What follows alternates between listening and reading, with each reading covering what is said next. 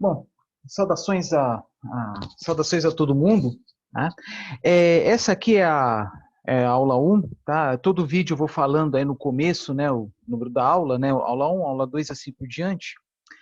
É, Antes de apresentar, né, o conteúdo propriamente dito, né, dessa disciplina, eu quero mostrar um material de uma forma bem rápida para vocês, né, que eu acho relevante, né, que a meu ver tem um pouco a ver com a disciplina, Sociedade, Meio Ambiente e Sustentabilidade, tá?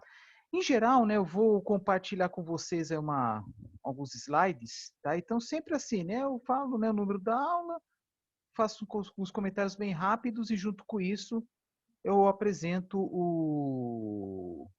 os slides, tá?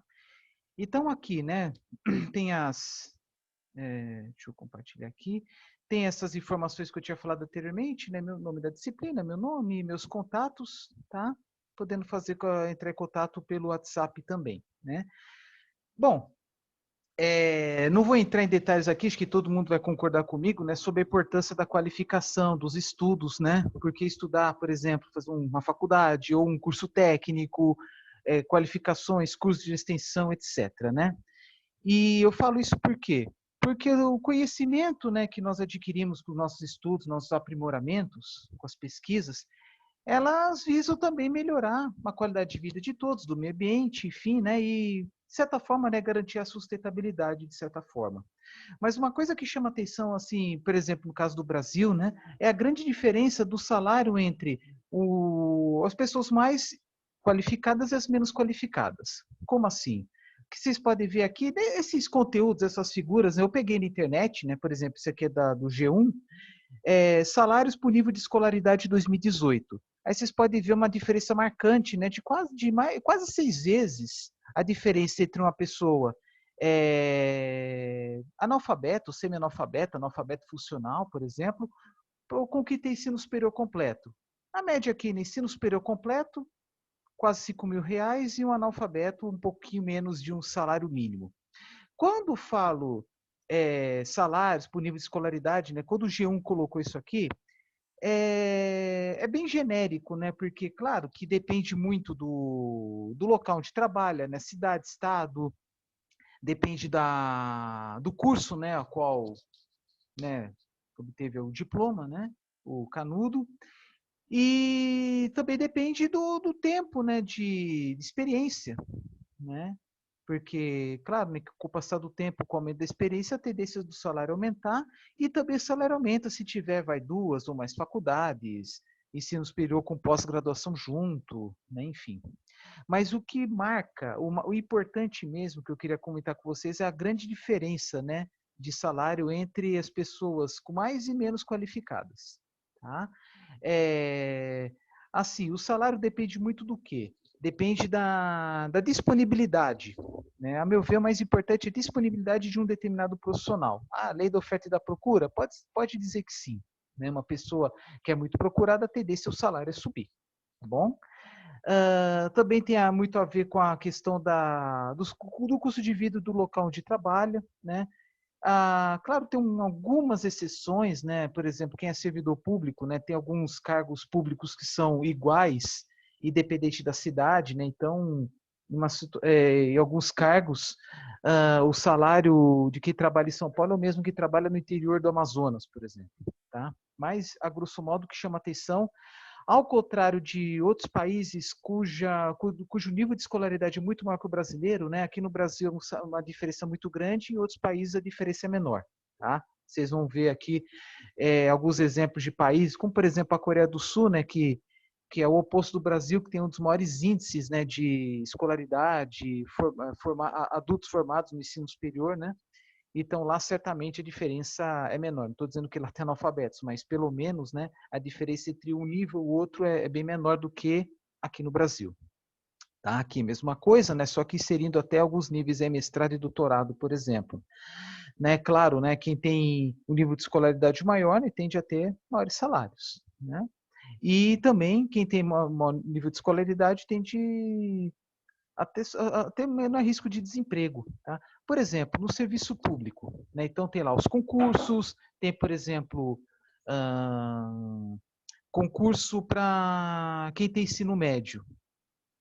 Na grande maioria dos casos, devido à grande concorrência dos serviços públicos, né, a grande maioria dos que concorrem a cargos que pedem, né, que solicitam o ensino médio, a grande maioria dos aprovados já tem ensino superior. Igual numa universidade, por exemplo, em que a grande maioria, talvez quase todos os técnicos administrativos, técnicos de laboratório, já tem ensino superior, tá? Devido aí à maior procura por vagas, né, no serviço público. Tá? E, enfim, e aí também, né, no serviço privado isso acontece também. Às vezes a pessoa não encontra, infelizmente, um cargo que exige ensino privado, ensino superior, então vai procurando aí cargos com menores exigências, mas aí a facilidade, né, para obter essas vagas é bem maior. Tá? Infelizmente, né, na minha opinião, não está tendo uma grande evolução, né? Tudo bem, vocês podem ver uma evolução, um aumento de 15% para 16% aí de 2016 a 2018, mas a evolução poderia ser muito mais rápida. O que é isso aqui? Em torno de 16% da população brasileira de adultos já tem ensino superior completo. Poderia ser muito maior. Claro que teve algumas iniciativas nos últimos 20 anos, né, que contribuiu principalmente, né, para a expansão das vagas nas faculdades, nos centros universitários, nas universidades privadas, tá?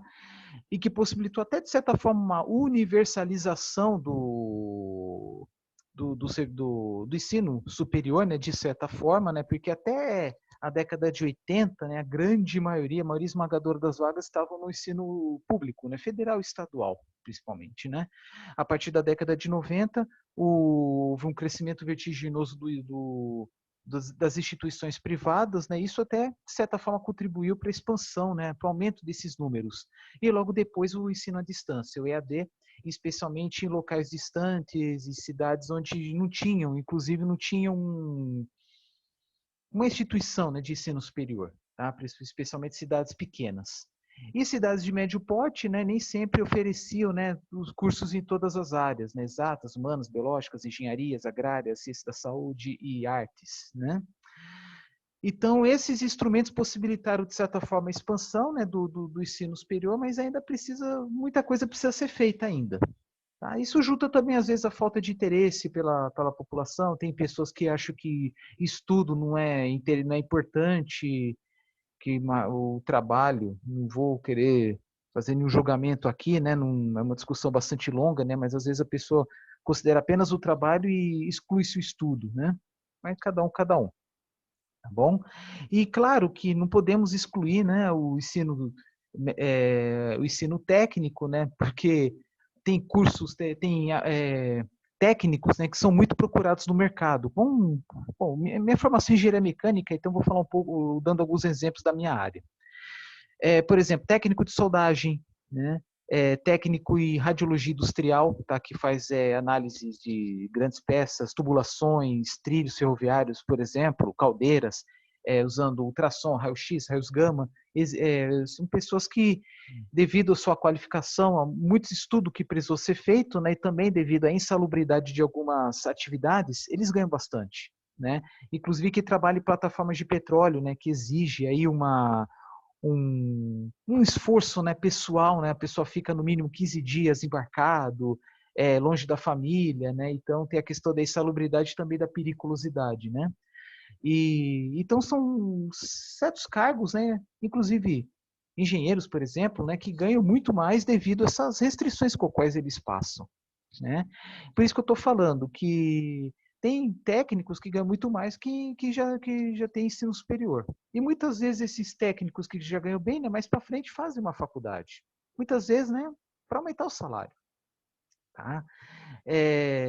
Aqui, por exemplo, na Coreia do Sul, quase 70% da população nessa faixa, 25 a 34 anos, já tem o diploma do ensino superior, né? E boa parte desses aqui são engenheiros, né? Por exemplo, né? Eu falo isso por quê? Porque infelizmente, né, a porcentagem de engenheiros em relação, né, a todos os cursos, né, a todos os graduados, né, é baixo. Em países como a da Coreia do Sul é mais alto. Bom, aqui 70%, né? E aí imagina, né, de 34 anos para frente, né, os valores são maiores.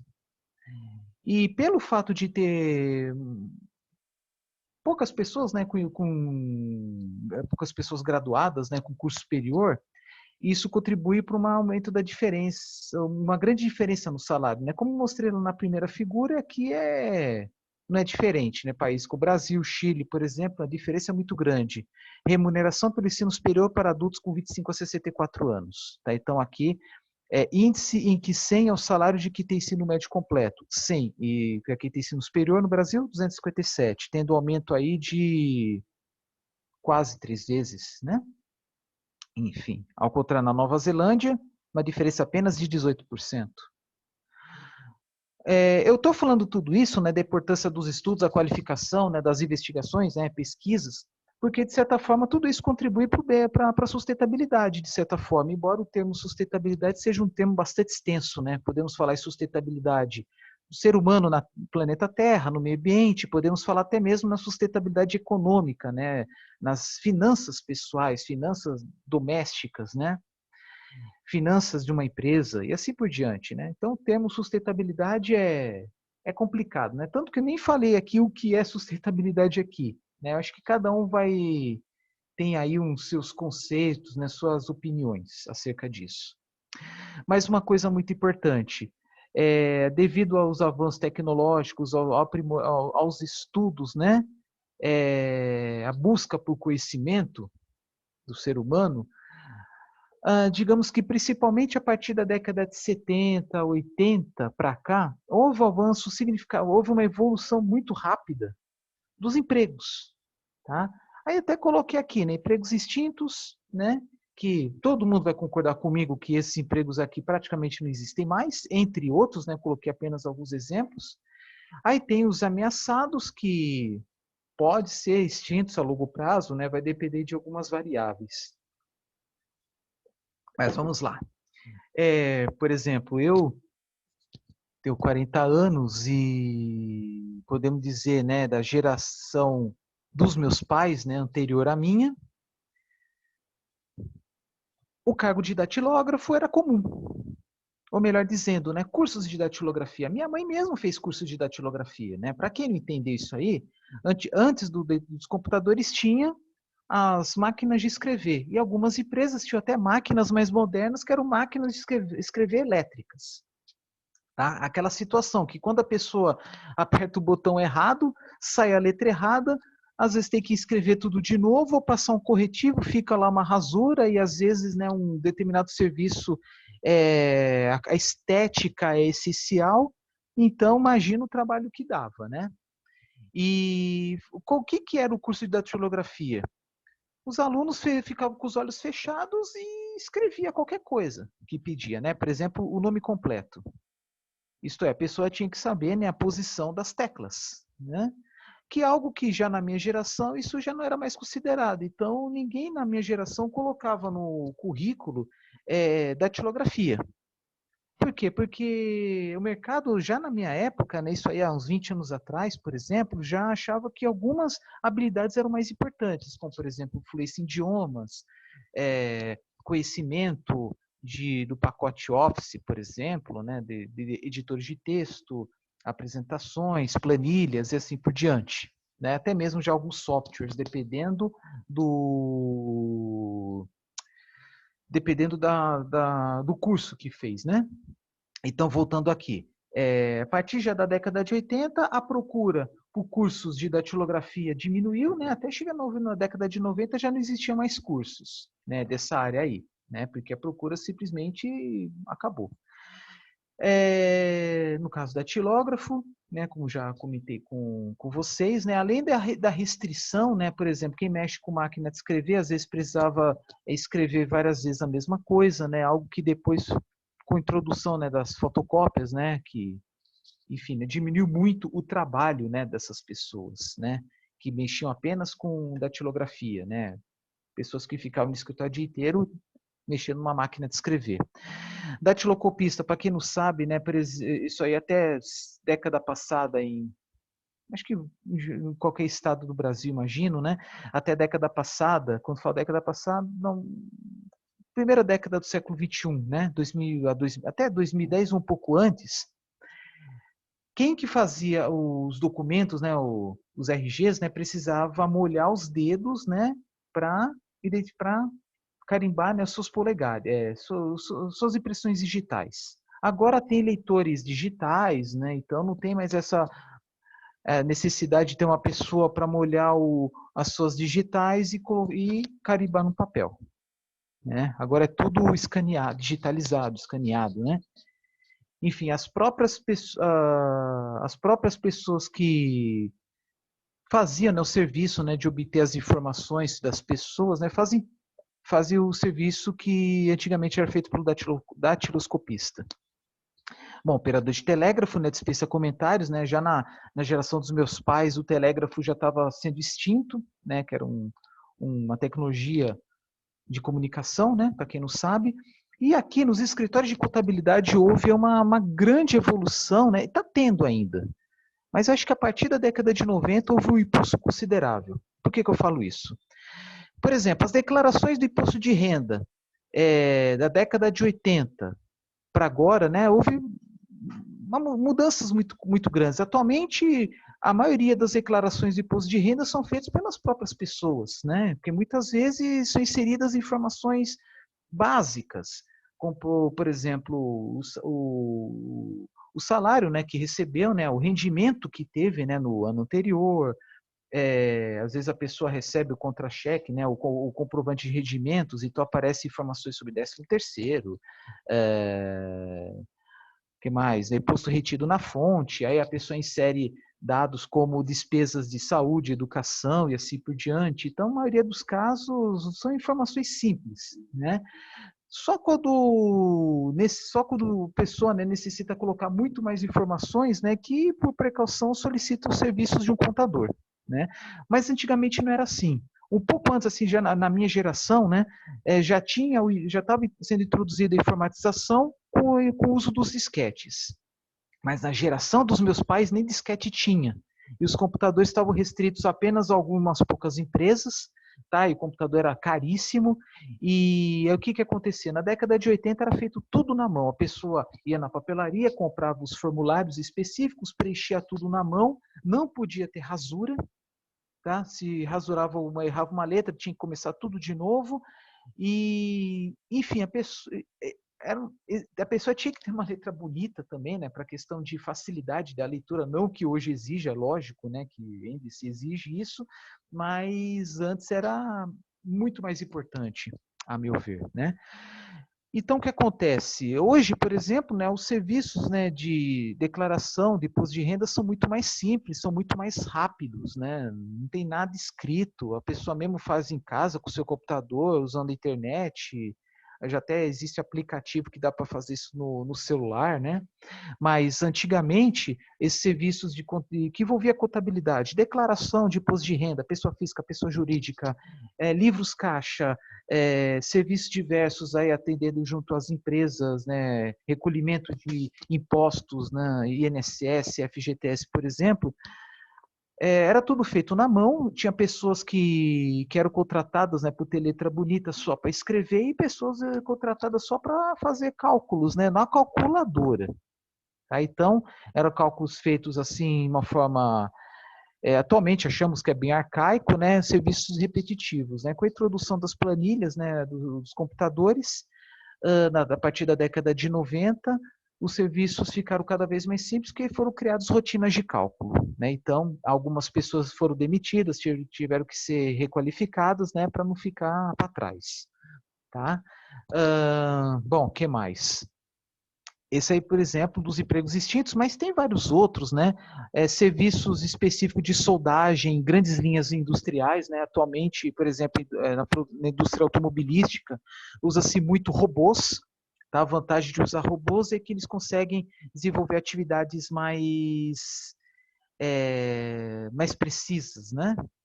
De melhor qualidade, pelo menos na teoria, mas consegue fazer serviços de uma forma muito mais rápida, né? Já o ser humano, ele é muito vulnerável a problemas pessoais, ao cansaço, enfim, né? Algo que no robô não tem. No robô você programa e faz aquele serviço rotineiro várias vezes, né? Com a mesma qualidade. Tá, que mais? Agora, empregos ameaçados. pode ser, desde aqui que eu coloquei aqui, pode ser que eu esteja errado em alguns, mas eu vou explicar o porquê que eu coloquei. Por exemplo, leitor de água e de luz. Atualmente, uma pessoa, né, que trabalha junto a uma concessionária de água ou de luz, ela vai na casa, pega lá o valor lá o número que está lá no hidrômetro ou no relógio de luz, coloca num mini computador e naquele momento imprime a conta e a pessoa coloca na caixinha. Mas tem situações em que o consumidor exige que receba um e-mail, né? Então, no começo é a mesma coisa, né? Você pega-se os valores, né? O consumo antes, consumo depois, coloca lá num computador que está na cintura e depois leva para a empresa. No dia seguinte, o consumidor já recebe um e-mail, né? E a tendência é diminuir a quantidade de papel. E a quantidade de papel, em algumas situações, diminuiu graças à informatização. Mas e se tivesse, por exemplo, cada hidrômetro e relógio de luz tivesse um serviço, um equipamento, um dispositivo automatizado em que enviasse os dados remotamente? Isso até é interessante para a concessionária, né, de água, principalmente de luz, na minha opinião, poderia ser de gás também, para se ter uma noção, né, do consumo em tempo real, porque a pessoa chega lá no local de consumo, no ponto de consumo, vai uma vez por mês. A pessoa não sabe como é que foi o consumo à noite, de manhã, de tarde, final de semana, feriado, o que seja. Com serviços remotos, né, que envia-se informações em tempo real, dá para se ter uma noção. Está se falando muito, principalmente quem está instalando os módulos fotovoltaicos, né, as placas solares nos telhados, né, por exemplo, das residências, em que é possível inserir um dispositivo que em contato, né, em contato não, né, mas enviando sinais, né, para o celular, né, dá para saber aí a produção de energia elétrica em tempo real, tá? Isso é bem interessante, né, para fazer um gerenciamento, né, uma gestão, né, dos recursos, né? Às vezes, né, houve um pico em determinado momento de consumo de água, né, pode ser início de vazamento, enfim, né? Isto é, se tivesse, nada impede no futuro ter um serviço remoto em que é enviado as informações em tempo real, né, de água, luz, gás, o que seja. Vendedor porta a porta. Isso está condicionado muito ao desenvolvimento econômico, né, de determinado país, índice de desemprego, tá, países subdesenvolvidos, onde o desemprego é bastante, onde é um desemprego alto, muita gente trabalhando em empregos informais, a tendência é manter esses serviços assim de venda de porta em porta, como por exemplo venda de ovo, produtos de limpeza e assim por diante, tá? Em países mais desenvolvidos, né, onde a qualificação é bem maior, né, a tendência é ter cada vez menos desses profissionais, né, que vendem de porta em porta. Como antigamente tinha, vendedor de leite, vendedor de enciclopédias e assim por diante, tá? Motoristas profissionais, isso acho que é mais a longo prazo, mas tem algumas ressalvas, né? Há pesquisas em cima, por exemplo, de veículos, como é que se fala? Veículos autônomos, carros, ônibus, caminhões, mas, por exemplo, tem linhas de metrô em São Paulo, por exemplo, né? Se não me engano, a linha 4 amarela, ela não tem maquinista. O trem é movido de uma forma remota, tá? E a tendência, né, inclusive as outras linhas, né, com a modernização, à medida, né, que as pessoas, os maquinistas, né, eles vão aposentando, modernizar os veículos para que não tenha mais para que seja tudo automatizado. Tá? Em vez de ter uma pessoa para cada composição, tem uma pessoa gerenciando vários veículos, vários carros. Claro que a responsabilidade em cima de uma pessoa aumenta muito, mas também há uma confiabilidade maior nos equipamentos. Quando falo confiabilidade maior nos equipamentos, né, sistemas informatizados, remotos e os próprios veículos, é com uma tendência menor de falhas. Tá? Maior confiabilidade, menos falhas.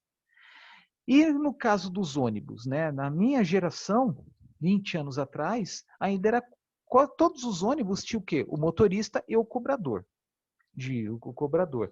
e que o pagamento era feito em dinheiro. Depois apareceram lá os vales transportes, mas ainda era papelzinho. E é lá, uns 15 anos atrás, acho que até mesmo, dependendo da cidade, 20 anos atrás já existiam os cartões magnéticos, né? Então, aí a tendência, as pessoas começaram a usar mais o cartão magnético, podendo colocar os seus créditos, né, em vez de ficar pagando passagem por passagem, né? E dependendo da situação, tendo até desconto em cima disso. E aí algumas cidades permitiram aí que as empresas, né, porque em geral, né, as empresas de ônibus são privadas, né? Os serviços de transporte urbano público são privados, os serviços de transporte urbano são privados. E aí, quem que pagava ainda em dinheiro, em vez de pagar junto com os cobradores, tinha que pagar junto aos motoristas, dando uma dupla função. Isso dá muito pano para manga, né? E aí o que acontece? Mas é tendência, né? Em qualquer lugar do mundo, não é só no Brasil, em que uma pessoa ou outra que vai pagar dinheiro vai pagar para o motorista, só que a grande maioria vai usar cartão, né?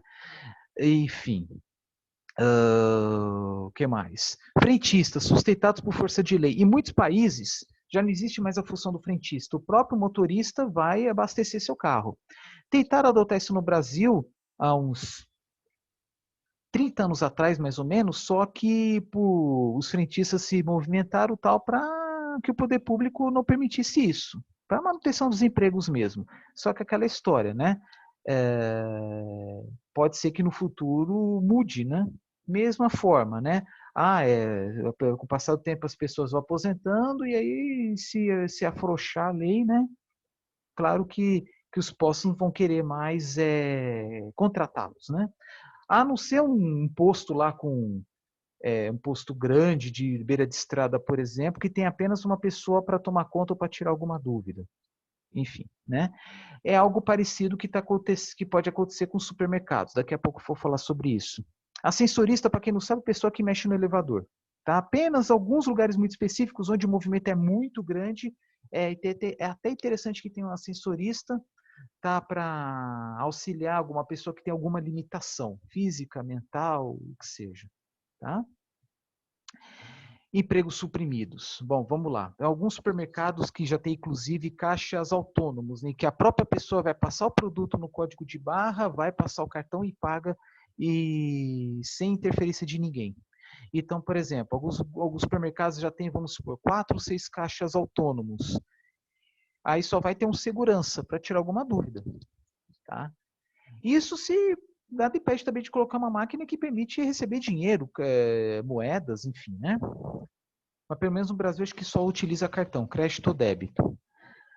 Isso é bom, por exemplo, né, principalmente onde há um supermercado que as filas costumam ser grandes, tem momentos do dia ou o começo de mês, por exemplo, né, que as filas costumam ser maiores, então a pessoa quer praticidade, celeridade, usa esses caixas autônomos.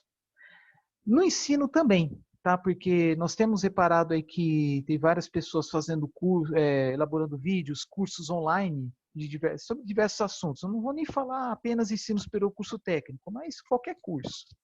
Idiomas, por exemplo, tá? Principalmente em cursos privados, a tendência é ter uma maior concentração de alunos por professor, tá? Isso pode até gerar um pouco de estresse por parte do professor, mas enfim, mas isso tem contribuído inclusive para a diminuição dos custos das mensalidades, tá? Mas não vou entrar em maiores detalhes aqui.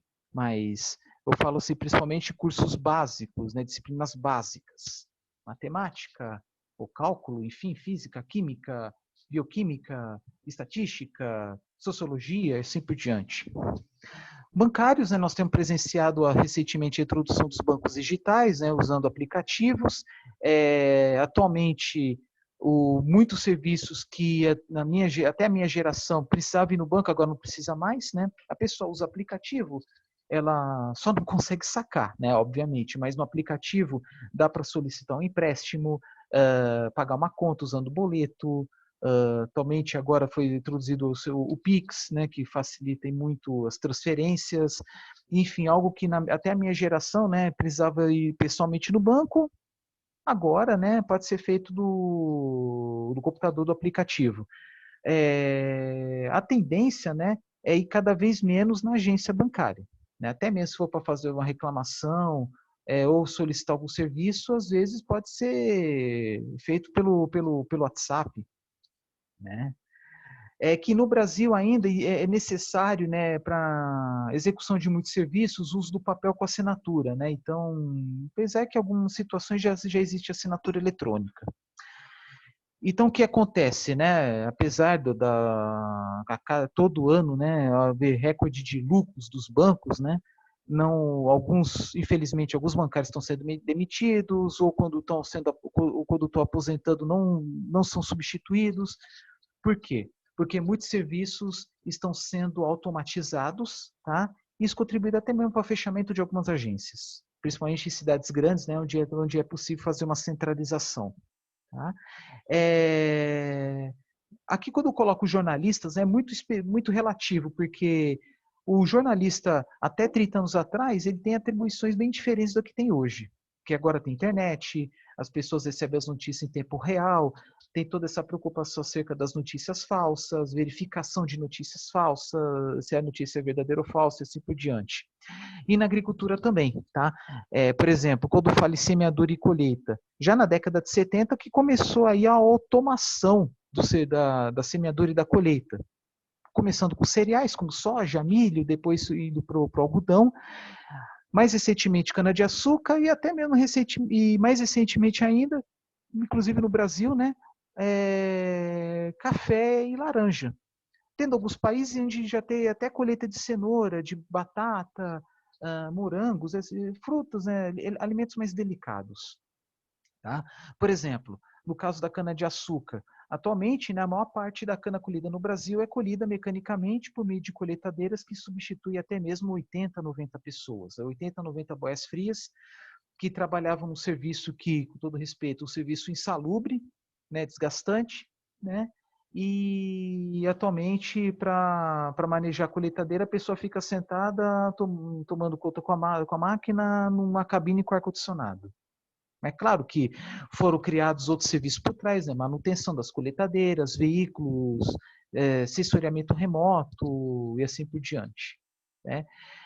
Eu falo sobre esse assunto específico, né, da colheita da cana-de-açúcar, é uma disciplina específica, né, que é uma matéria obrigatória no curso de Engenharia de Energia, chamado Tecnologias para a Transformação da Biomassa, que eu falo, de certa forma, sobre a colheita da cana. É um assunto bastante interessante, dá muito pano para manga.